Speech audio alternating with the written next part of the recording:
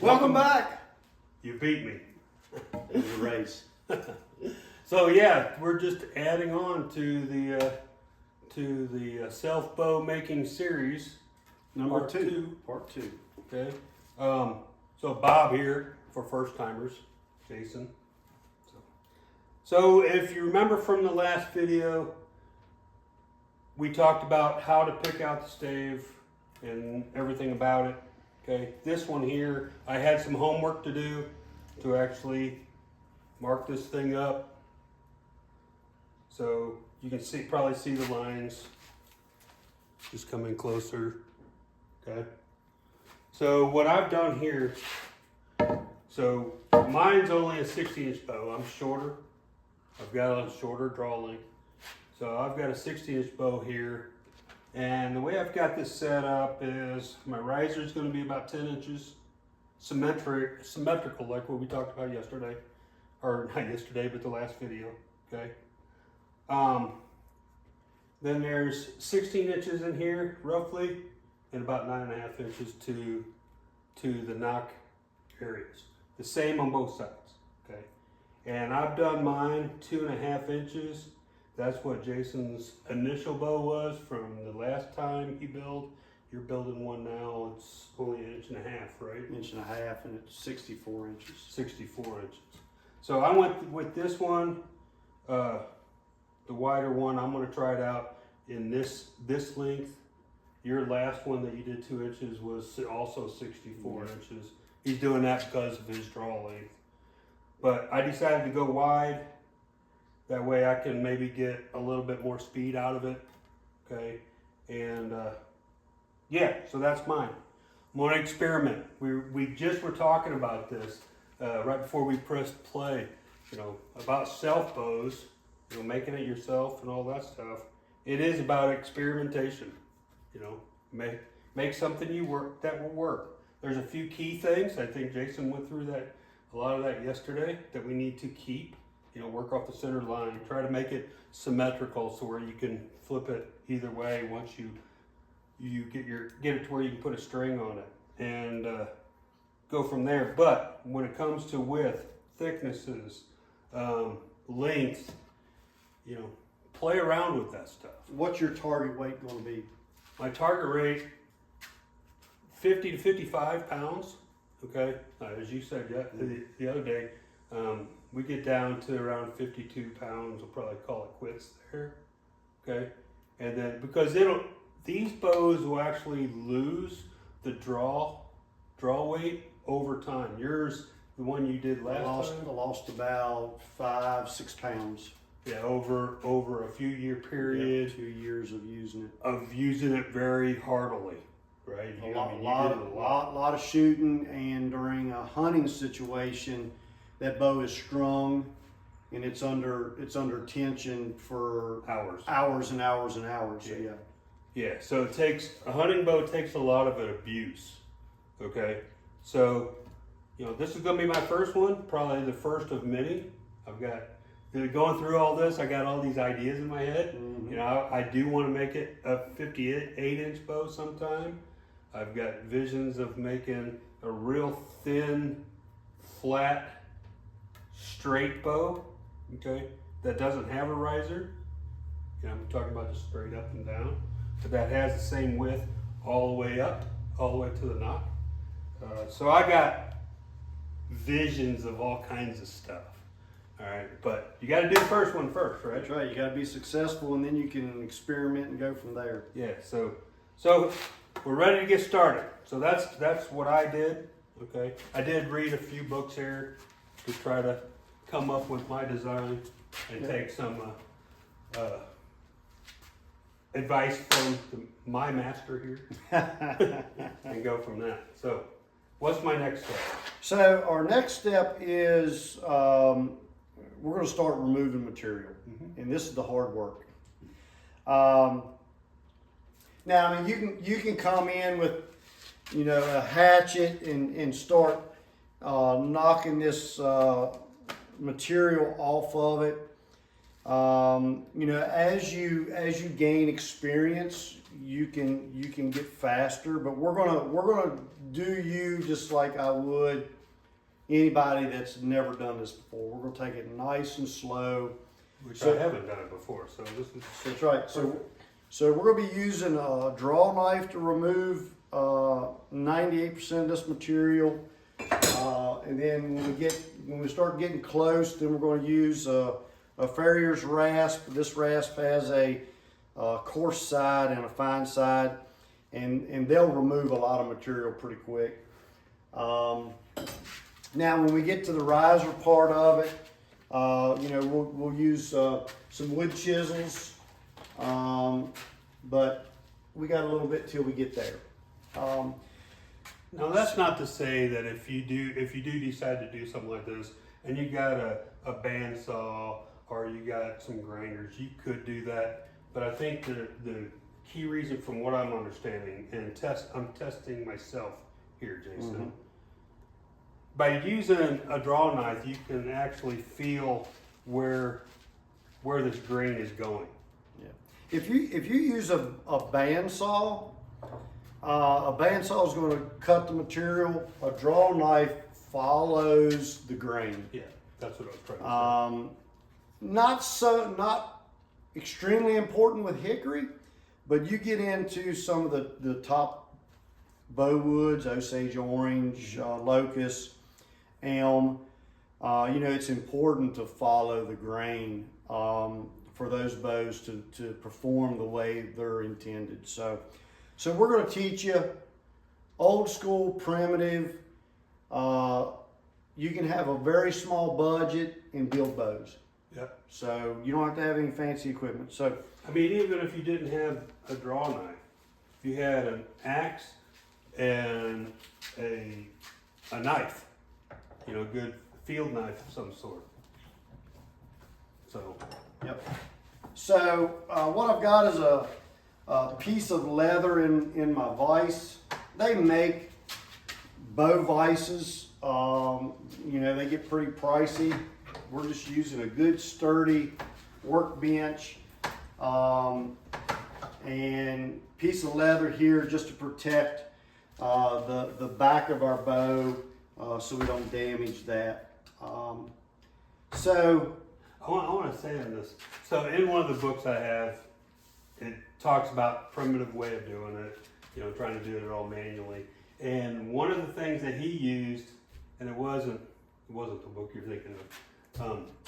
What he used was an old workmate, okay, a little vise type thing you sit on the floor, very light, okay. So you would think if you tried using it, you're gonna throw that. But then he sat on top of it, okay, sat on top of it for weight and leverage to get like a bias here, and then worked the draw knife that way. yeah. So be ingenious when you're trying to figure this out. Don't just go to Amazon and buy everything. Well, there's not a standard way of doing it. So anyway, Bob's got his layout on his bows. So these lines are reference points. So we're going to remove all this material. I work from the sides into the bow, and then we'll start working the back. So and we'll show you that when we get to that point. So using a draw knife, I'm going to trade places here with Bob, so you all can see better. When I first start, so a draw knife, it's flat on one side and then it's tapered. And I keep my draw knives good and sharp. But the key is you want to work in an angle. Don't just pull straight. If you work in an angle, your knife is gonna work a whole lot better for you. So we're just gonna start removing material. You notice, it might be hard to see in the video, but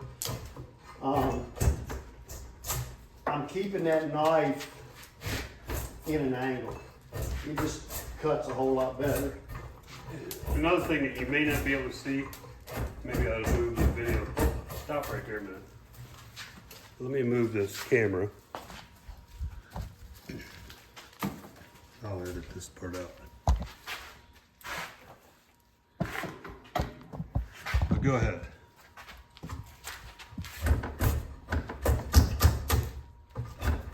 So if you notice, he's taking not humongous bites, and he's cutting it down where he's going to a corner and pulling back on it.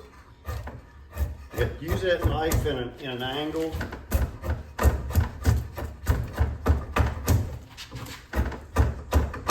And you can see it's following the grain, so it's just peeling it up. It's very similar to if you split wood before, and when you split it, it follows that grain line.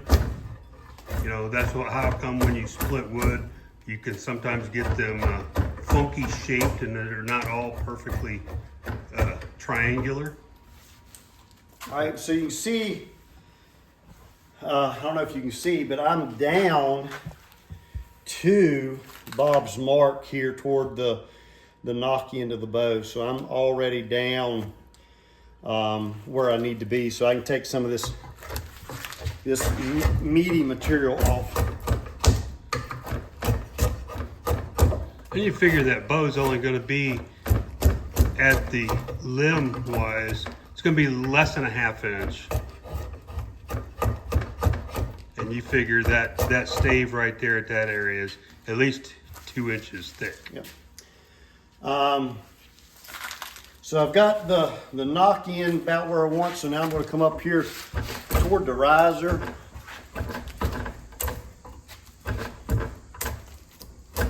So what happens when you hit a knot? If you got a knot on the belly of the bow, when we start to take that down, you got to be really, really careful around that knot. If you get too aggressive with your draw knife, you can actually pull that knot out.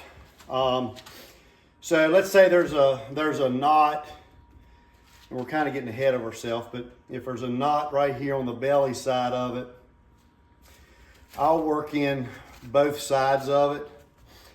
If it doesn't penetrate all the way through to the back of the bow, I'll remove that knot. If that knot goes deep into and maybe penetrates into the back of the bow, then that's where you work it down with your draw knife, then you come in with your file and file it off to where you don't cause any damage or a weak area to your bow. So is there ever a chance to have a knot on the side where you're working now? Well, we've got one right here. Okay. So we'll work through that knot when And that's right at the base of the limb. yeah, it'll be all right. So you see how I keep that knife in an angle? Just cuts better, a little better on your hands. You notice I've got gloves on. If you're not used to this kind of work, you will get blisters. You'll create hot spots from using the knife. And you notice, I keep referencing that line. And when I get close to that line, I really slow down and I take the pressure off. You can actually turn your knife around and use it this way when you get really close, because it's not going to dig. So you're more of scraping the wood off instead of cutting it off of there. So, when I get close to that line, I turn my knife bevel down and kind of really take small amounts, focusing on that outline. And as you work your bow, it will loosen up in your vise a little bit. So we're going to come in here.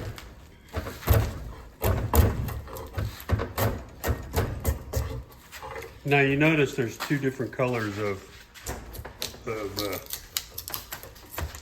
the wood there, right? So That's hickory for you. well, it's also that outer part is the softest part. So the outer skin of the tree is the softer part of the tree.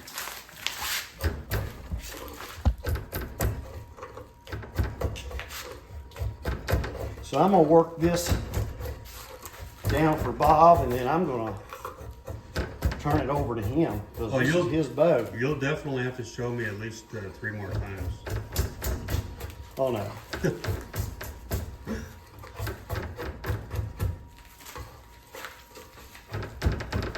So there we're getting into that knot. See how I come into it?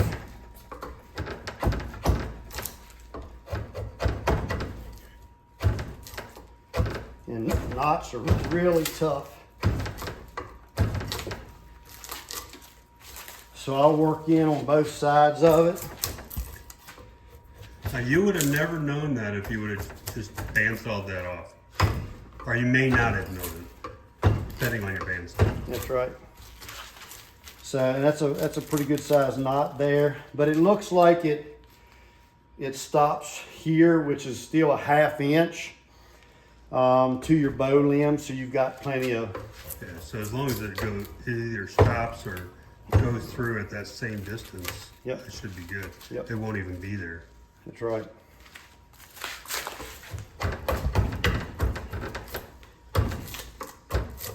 So you can see now I'm working around that knot.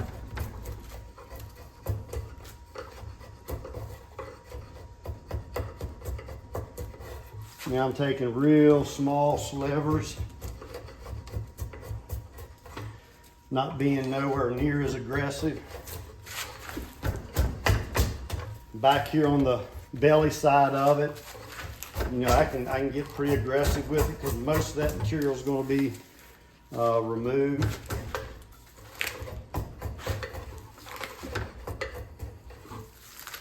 So you can see we're all the way down to that line from, and I'm just going to slide my bow stave through to where I can come in here and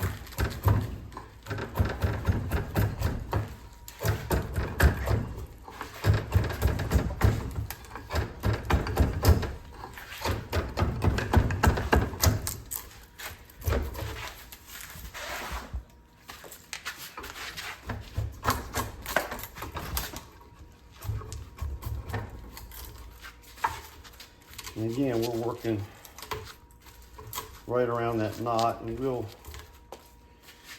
get that knot out there.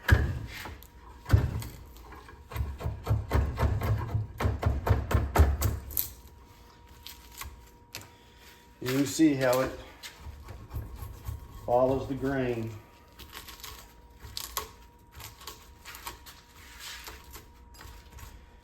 So I don't want to, you know, pop that knot out there because it can pull fibers, wood grain from, you know, get down in close to the back of our bow or the belly of our bow, and we don't want that.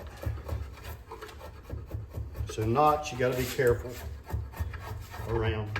So while you're doing this, something we didn't hit on yesterday. Why do you use the outside of the tree as the front of your bow? Why don't you just move it in an inch into the tree? Well, because hickory, you don't have to follow a growth ring.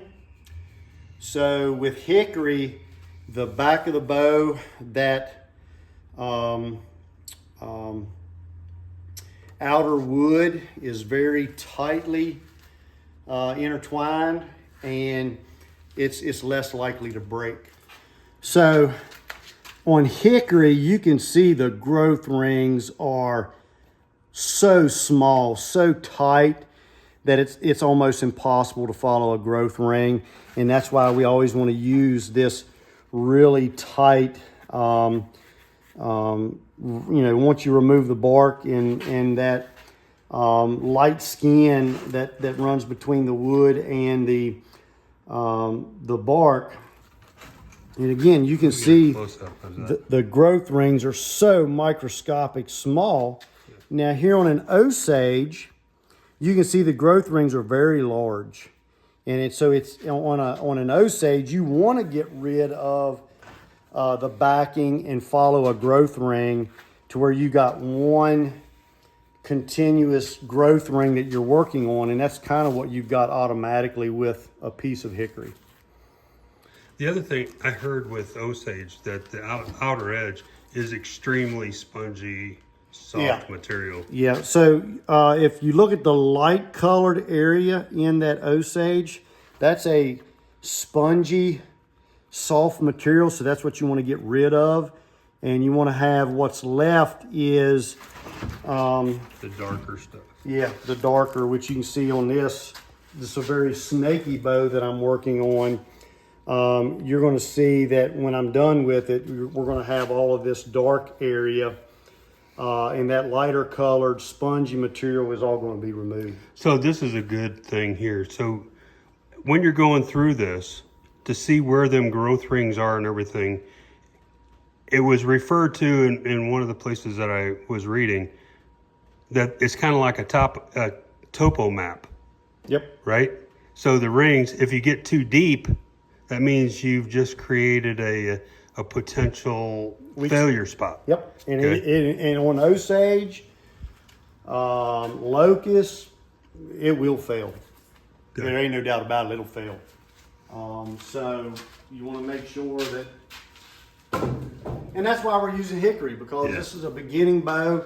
We don't have to chase a growth ring, very durable bow, good performing bows, and they allow you to make mistakes. Okay, Unlike some of the others.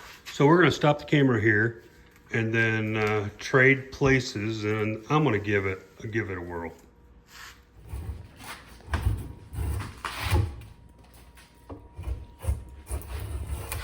So this is the first time I've ever used a draw knife.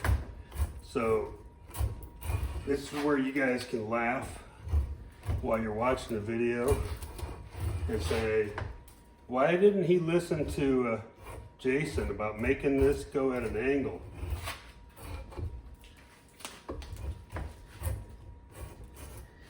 And to be honest with you, he's right. When I try to do it straight, you're doing that whole amount. When you're doing it like an angle, so much easier. And it's like slicing versus just cutting.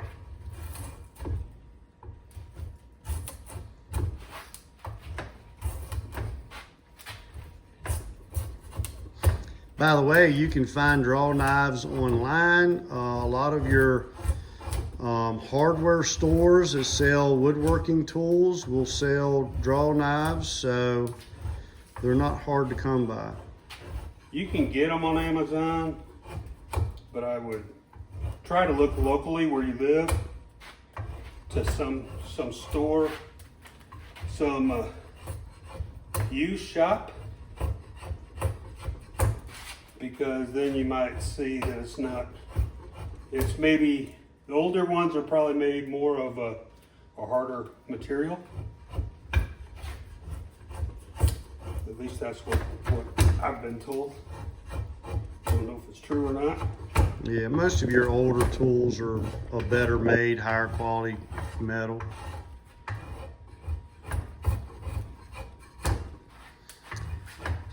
So how's it feel, Bob? How does that knife feel? Is it hard work?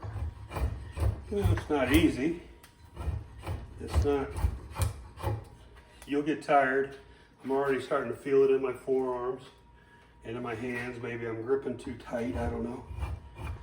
Well, you got to control that knife, so that's part of it. It's not something that you think it's going to be just a walk in the park. No, it's gonna make you sweat, make your hands sore. But you saw it didn't take me very long to get one side of that limb down to our line. So it doesn't take as long as you think to work one of these bows out with a draw knife. So. And if you do it right, like what Jason said at the beginning, keep it at an angle.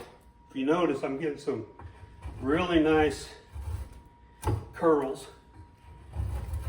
That means I'm not, versus this, I want to get curls, but it's going to slide more.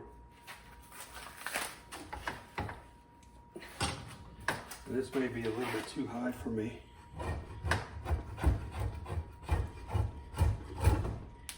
But I think the key thing is, correct me if I'm wrong, Jason. Yeah, take your time. Yep, take your time. Take more off of that side.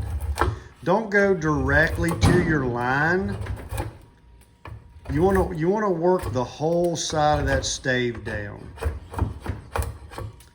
because all that material's got to be moved. So other than that, you're doing really, really, really good. And I tell you, I can watch you work and I get video all day long. So this is good. I think I'm gonna need a refresher 2 more times after this. All right, folks, we're gonna take a break here, and we'll come back to Bob's progress here in a few minutes. So let's look at Bob's progress here. We can see that he's removed all that material, and you can see all that material laying on the ground. And we also went ahead and marked the thickness of his limbs starting out, and so he's going to be removing all of this off the back once he gets the profile of his bow worked down. So basically he's got one side of the bow done. He's going to file this knot. Go ahead and file that knot down so we can create the line on this side. And then